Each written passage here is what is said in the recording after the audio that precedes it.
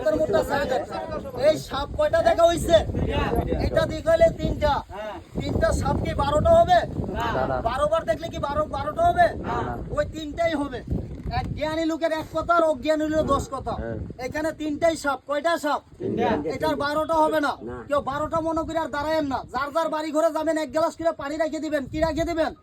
আমার ছাত্ররা যাবে পানিটা পুড়ে দেবে যে কোনো ইবাদিন সমস্যা বাবদে যে কোনো প্রবলেম বাবদে কিছু পাগল আছে কোন পাগল আল্লাহর যদি কোনো পাগল হয়ে থাকে সেই পাগলের সাথে পারবো না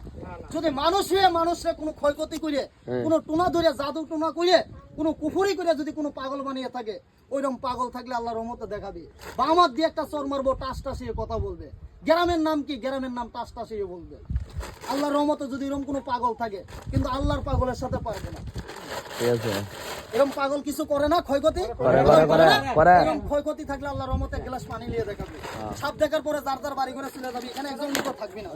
ওইটা আগে সবচেয়ে বড়টা তোমরা বাইতে ধরছে তোমরা বাইতে কি দেখা হইছে জায়গাটা ছেড়ে দেন যার যার বাড়ি ঘরে চলে যান এক গ্লাস